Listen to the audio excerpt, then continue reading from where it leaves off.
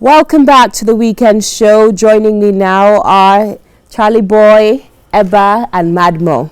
Gentlemen, thank you so much for joining us in today's program. Thank you for having me. Well, you watched the first segment of the program with Chief Femi Fanikayode and Mr. Ikenga Ugochinere. You heard their opinions about the suspension of the CJN. Let me start with you, Father. What is your opinion about this suspension of the CJN by President Buhari? It's very unfortunate. There's a thick, dark cloud, like hangman's news, hanging over us. These are very troubling times. And at times like this, I'm happy that my father is late, because this would have killed him.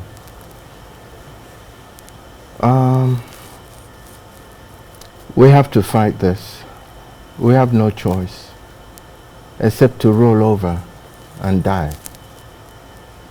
This has to be fought. And it's time that Nigeria and Nigerians wake up to the fact that there's this great evil, this treachery in our space now. So we're fighting on two fronts. One is the evil and the treachery. One is the impunity and the criminality that is going on in the system. And I feel very sorry for the Nigerian youths. But regardless, Osasu, I still believe in the exceptional few. I know I've been privileged to meet some outstanding Nigerian youths. I still believe that the salvation of this country lies in the hands of the exceptional few. Actually, I'm here. I escort them come this matter. I escort them because, like I said, my job as an area father is to connect the dots with exceptional people. I don't believe that we are all bad. I don't believe that we're all criminals. Something has to shift, because with what I see now, the clouds are very dark, and we have to fight for our future and the future of our children. Eba, you've heard it. Fight for the future and the future of our children. You're a legal practitioner. You are non-partisan. You don't belong to any political party. Is there any constitutional backing to the president's decision or action to suspend the CJN? Thank you very much. First of all, let me place a caveat that no one should go out there and quote me as saying that anybody is above the law. Now, the purported suspension of Honorable Justice Walter Onnoghen, GCON, as the CJN of the Federal Republic of Nigeria is null and void. One, the President Buhari himself is not above the Constitution. Read the preamble 2 of the 99 Constitution. The Constitution is supreme, and it has a binding force on all authorities and persons in Nigeria.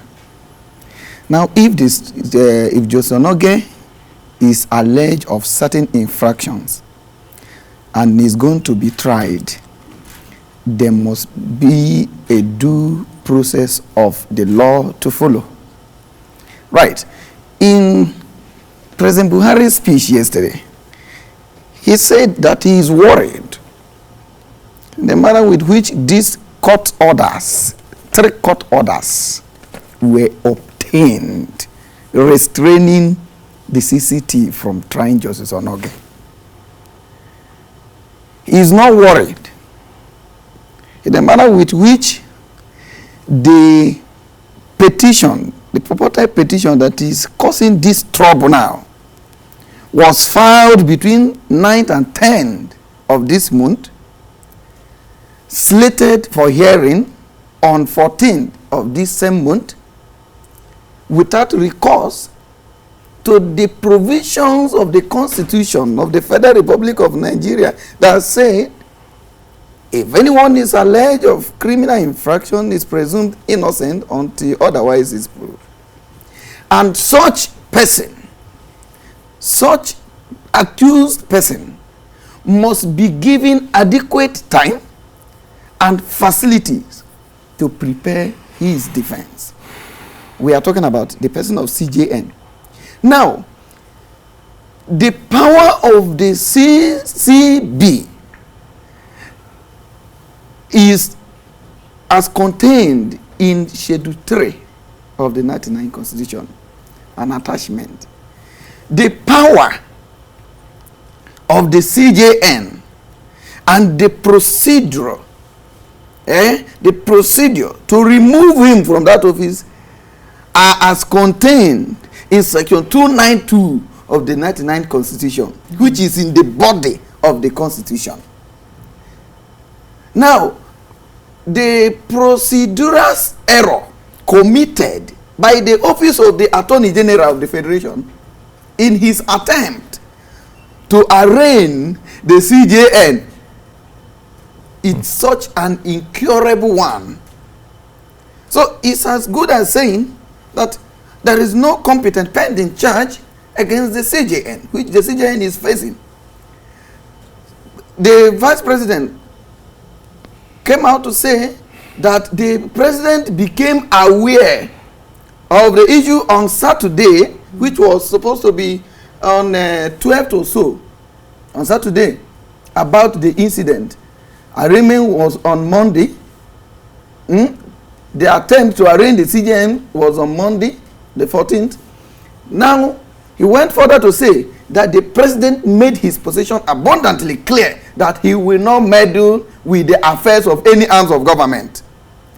Now, the difference between the CJN and you and I is because he's a peculiar person by virtue of his office when it comes to issue of prosecution, especially when there are certain allegations against him, especially the issues of misconduct.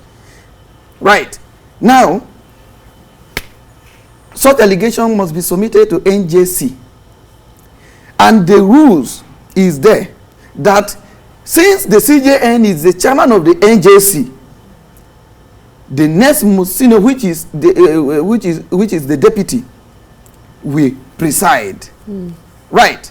Now, if NJC found Justice Onnoghen culpable, the NJC will now forward such report to the President for onward action. The President will now, if you look at it and say, this is a very trivial issue considering the status of the CJN, I will not embarrass this nation by dragging him to dock. So I will pardon him. He will just dump it somewhere. But if he will not pardon him, then he will now direct the Attorney General of the Federation to do the needful. Then the charge will be. From what I'm hearing from you, there is no legal, backing for this action. Madmo, I want to bring you in here. What does this mean for our democracy? You are one of the... No, I'm coming. I want to just finally say that. Okay. I want to just finally say that constitutionally, the purported suspension of Justice Onnoghen as the CJN is just a mere rumor. It is null, void, and has no place in our laws. Madmo, what does this mean for our democracy?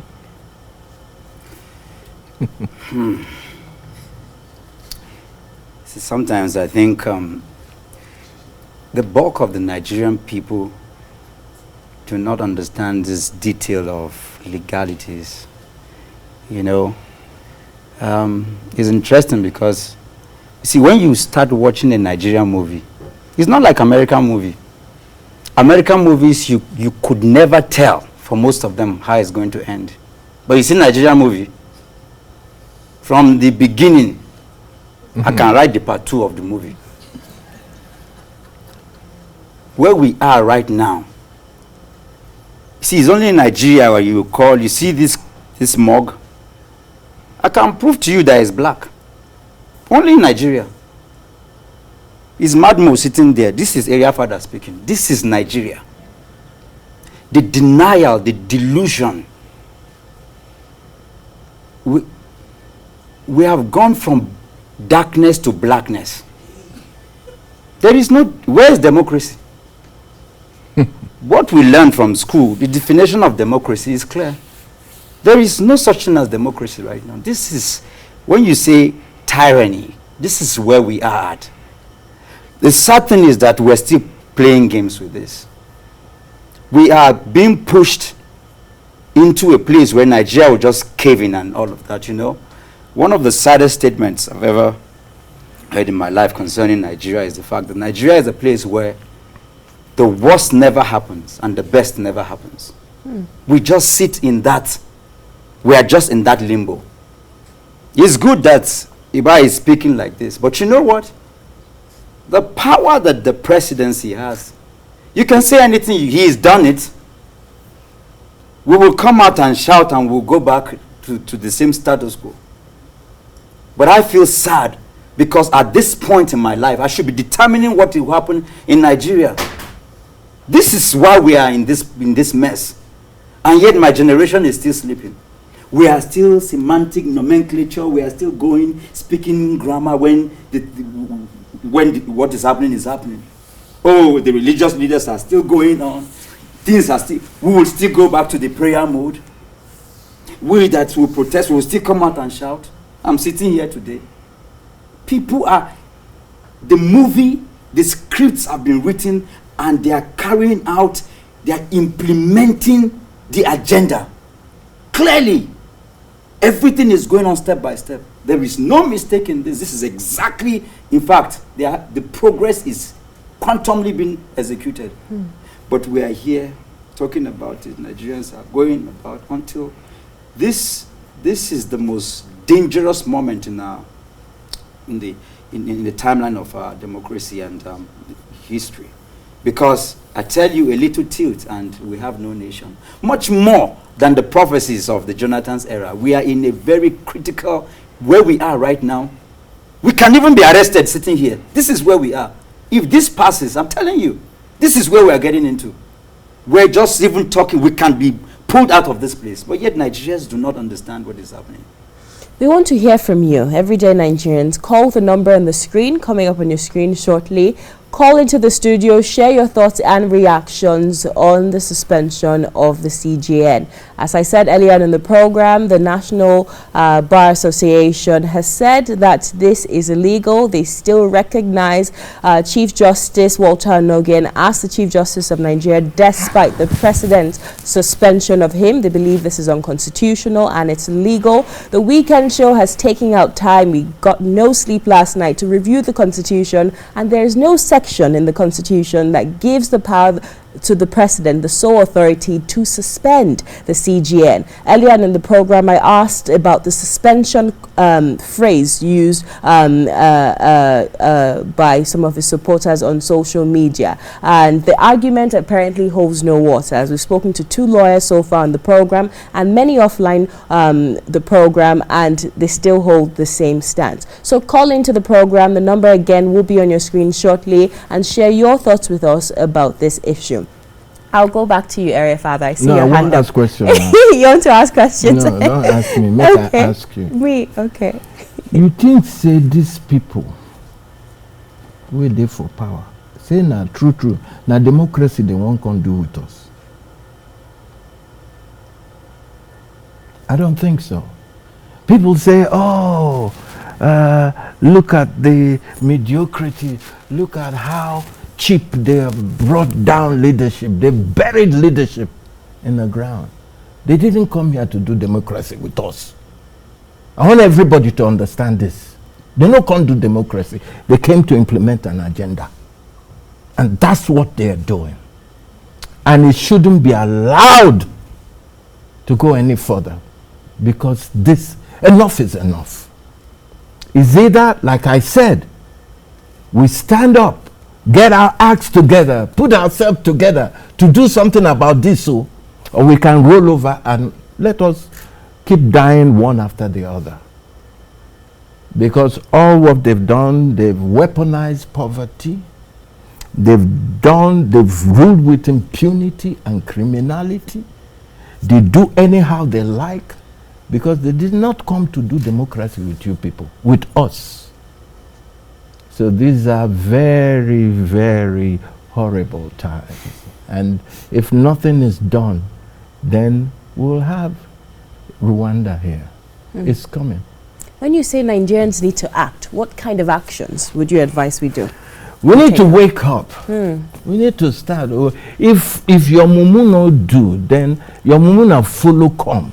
You should go and die. You should just go and die because you are as useless as they come.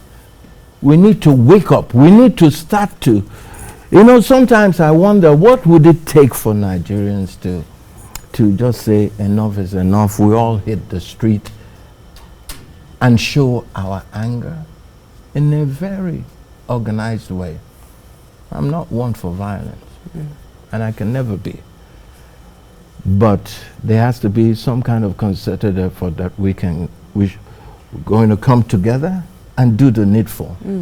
Because these people, where would they look, their heart, they there, they for back. They no send.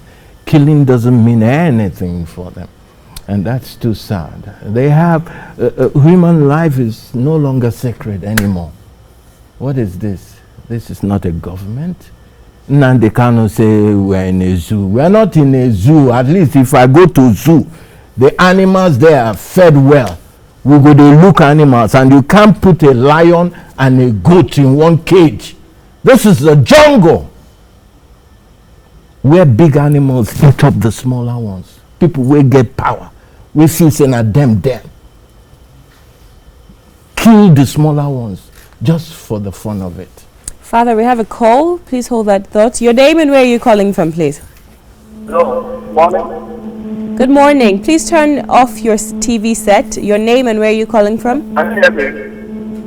We can hear you loud and clear. Can you hear me? My name is Eba idikwu. Contribution.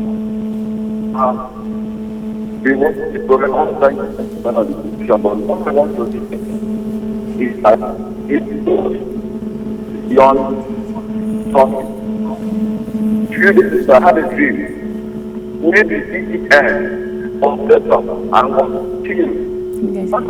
There is an agenda of You know they hear what you talk, I bet. Another person call.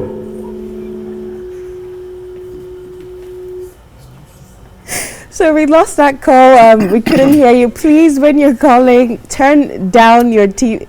Mute your volume, basically, so we can hear what you're saying.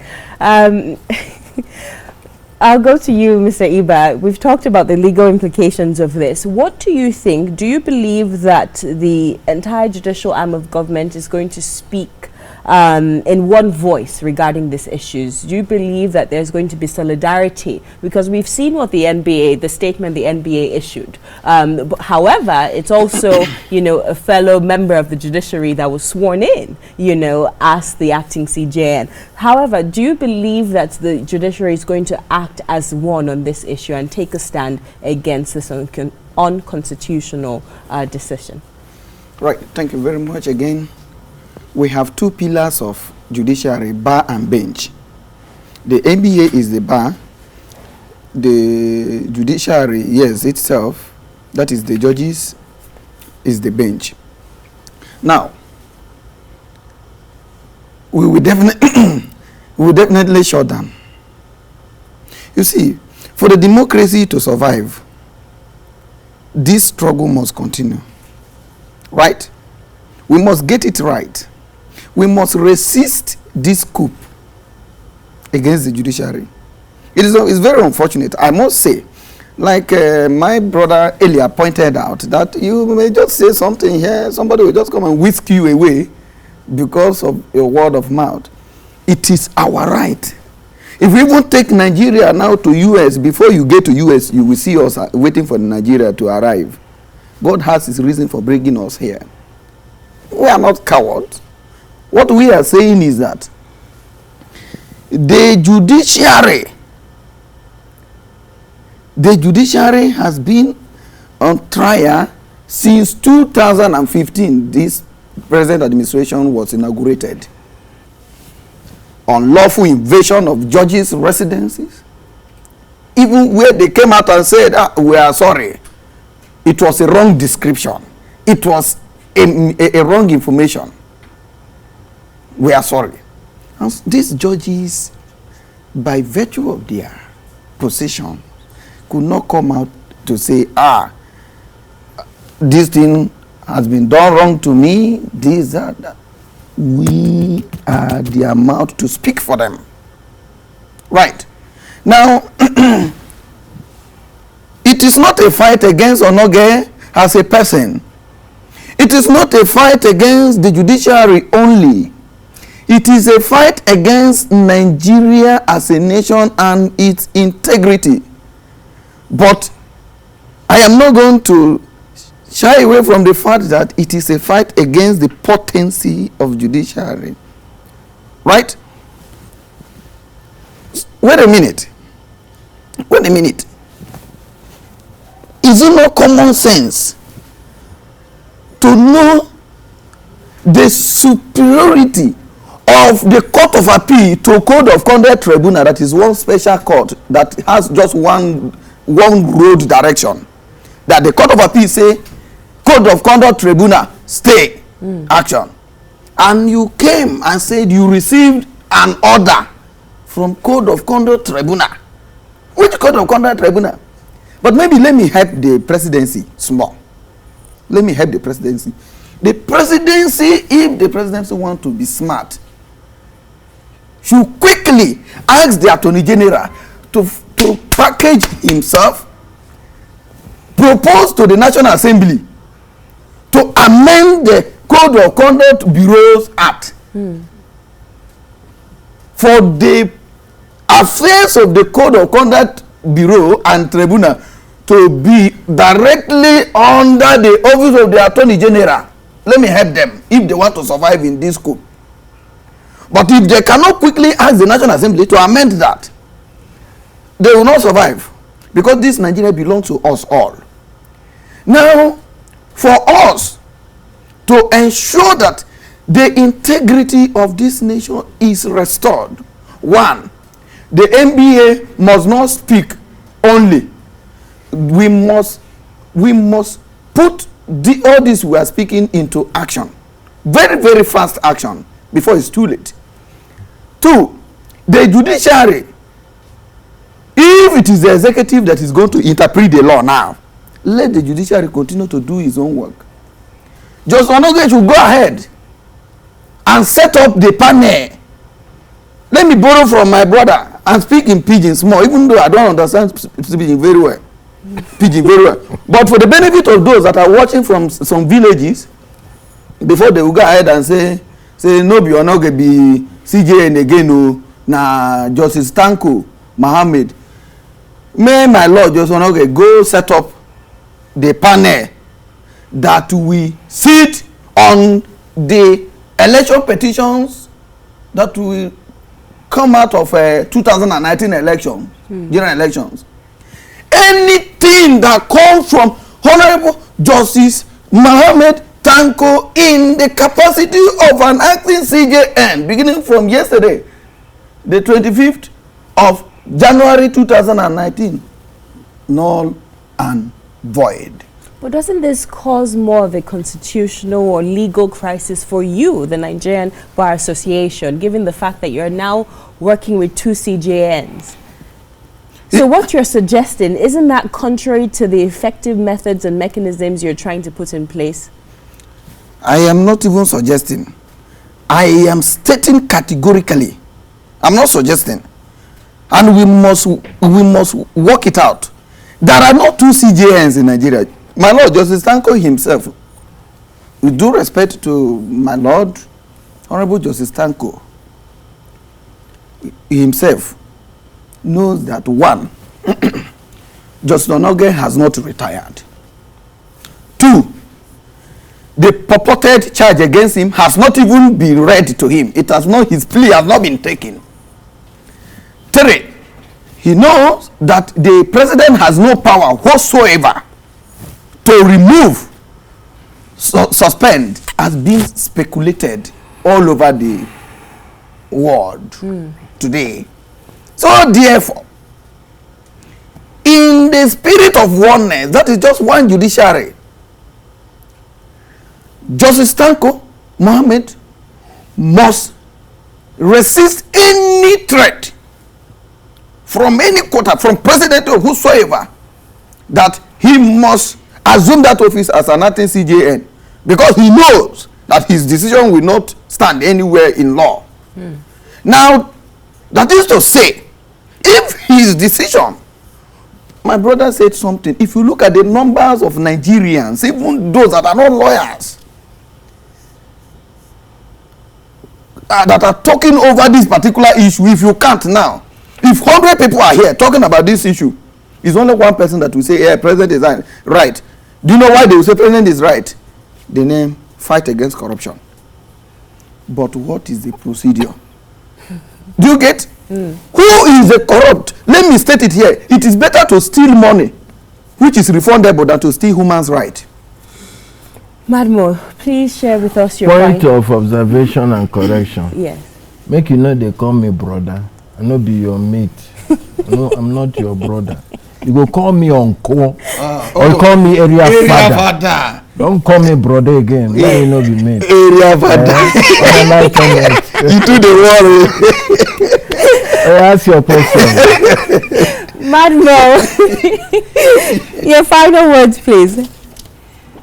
You know, maybe now that we're saying this, I actually had a dream, very crazy, you know, and in that dream there was a king, you know, and that king had other kings, and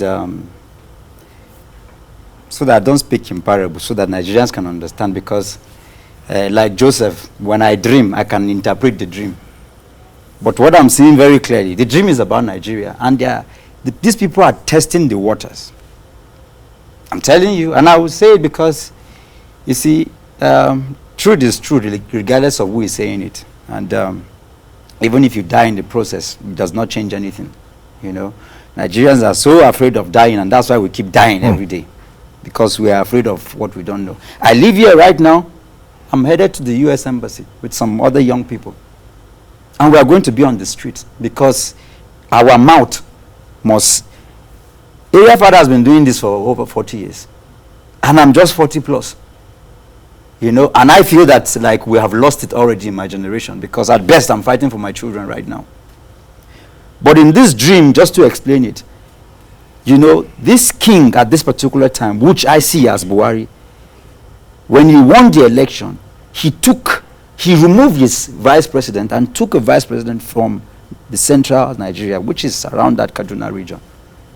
But in the interpretation of this dream, I now saw why this other sub-king in that area took a Muslim ticket, because by the time he becomes the VP, there will not be a repetition of what happened with the last regime.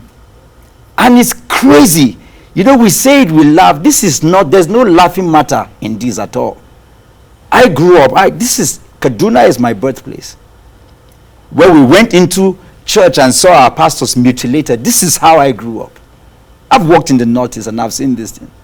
For the bulk of Nigerians who haven't seen this thing, it is history. It is story. But this is life. I mean, I was on ground zero in Agatu and I saw what happened. And I challenged the commissioner of police then. He said, where are the dead bodies?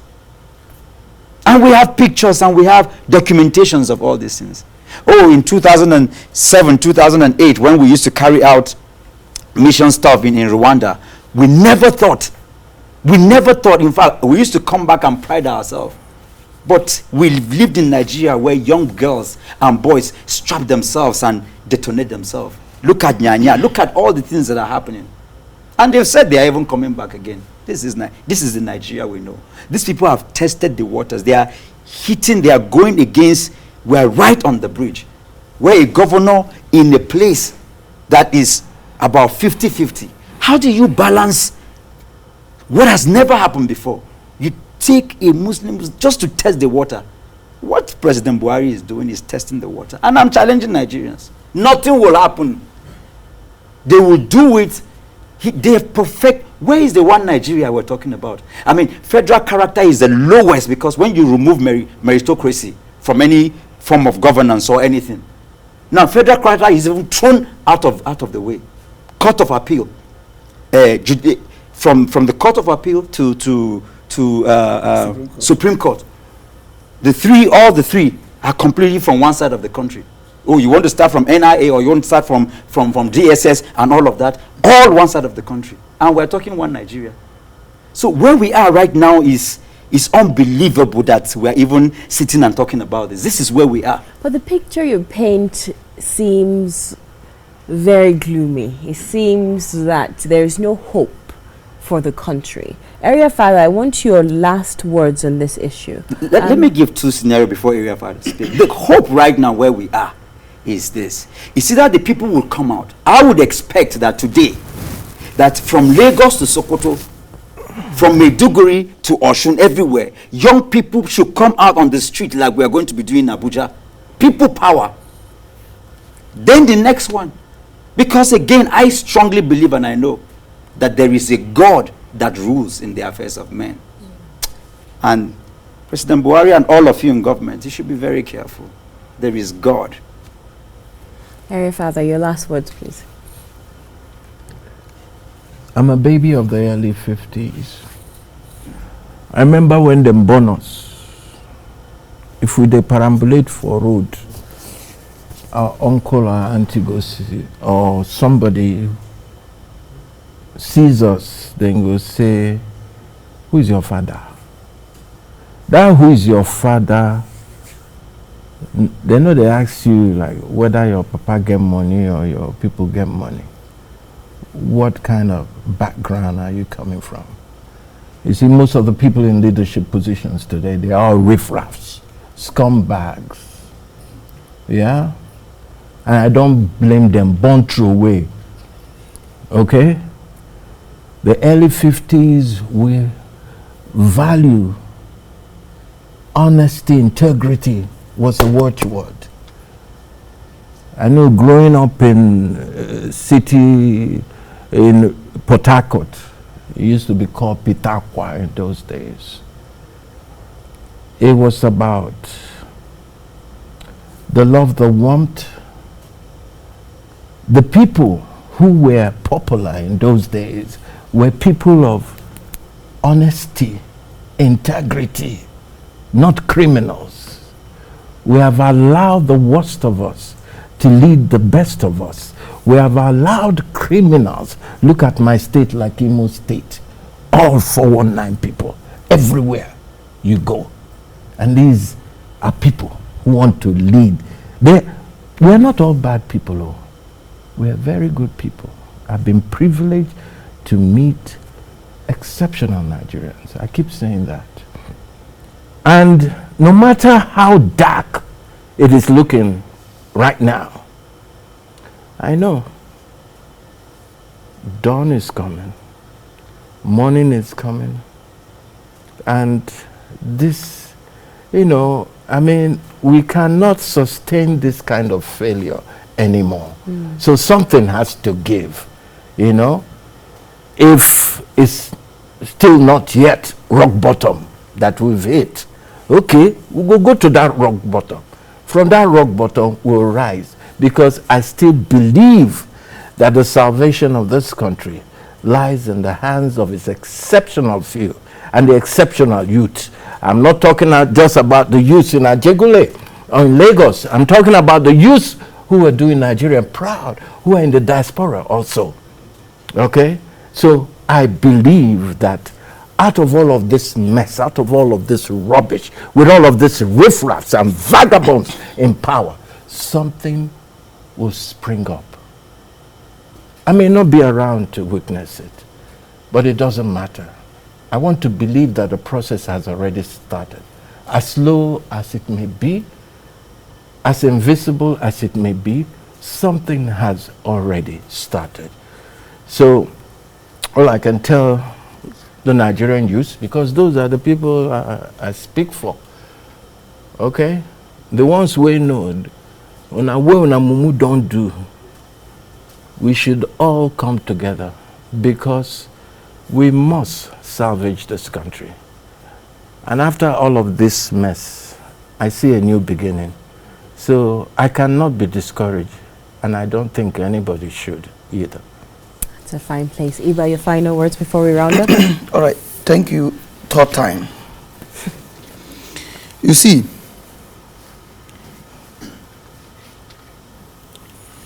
I am not going to speak only as an apostle of law, but also as a Nigeria youth, that now that we have identified the subject matter as an unlawful act, then there is a preliminary objection challenging the jurisdiction of any court in Nigeria to sit, because there cannot be two CJNs. So therefore, if the members of the bench are not properly constituted, then the court will not have the jurisdiction to even sit on any matter. So we are saying that no court has the jurisdiction to even sit again. Now, so long that the tenure of Muhammadu Buhari has not elapsed as the president of Nigeria, we are going to resist this military coup in this democracy. I'm not done. Okay. Please, you have to give me 1 more minute or 2. Thank you. Now, it has already been established in Article 46 of United Nations Declaration on People's Rights that it shall be the right and duty of citizens of every country to have a say in the art of governance. Now, let me send this warning to whom it may concern, that when Nigeria youth are voicing out issues that borders on national integrity, either by way of protest or whichever way they would want to go about it legally, their right to such demonstration should not be infringed by any security agency. Should not be tampered with by any security agency. And also let me send a word of encouragement to the judiciary, that the judiciary should remain firm and steadfast. Thank you. God bless Nigeria. Amen. Thank you so much, Eba. Charly Boy, Madmo, thank you so much for sharing your thoughts on the weekend show. We'll have more thoughts and reactions from everyday Nigerians on our social media trend coming up after this short break. Don't go anywhere.